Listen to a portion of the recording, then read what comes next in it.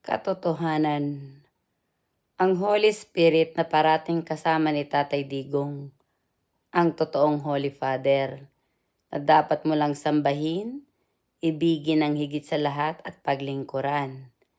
Hindi ang mga pare, hindi ang Pope ng kulto ng Romano Katoliko.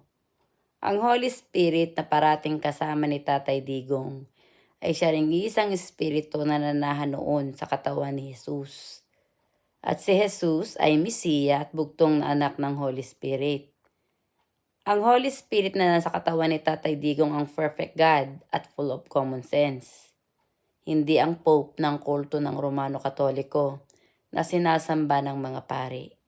Sinabi ni Jesus, mag-ingat na huwag malinlang na mga bulaang propeta na nakasuot ng abitong puti, ngunit ang puso nila ay sa halimaw at marami silang ililigaw ng landas.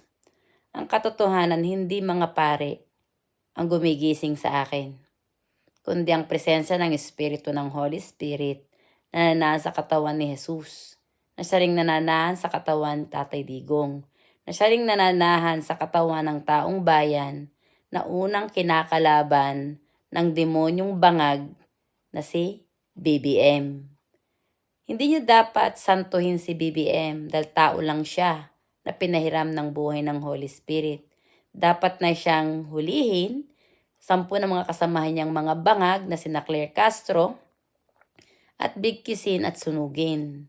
Dahil sila yung masasamang damo ng demonyong si Satanas na naghahasik ng kahirapan sa ating bansa.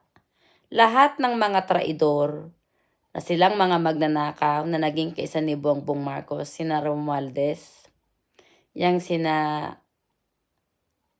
Remulla, hindi nyo dapat sila kinakatakutan.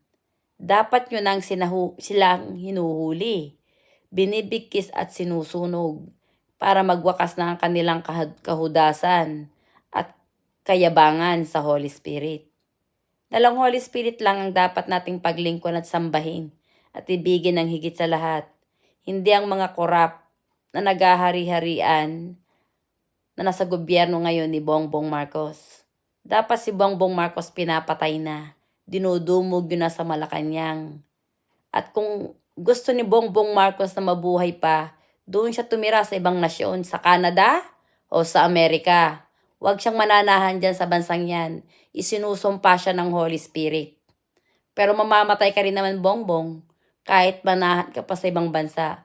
Talang Holy Spirit din ang may pagay ng buhay mo ang lalagot sa hininga mo. Kaya mamamatay ka rin, Bongbong.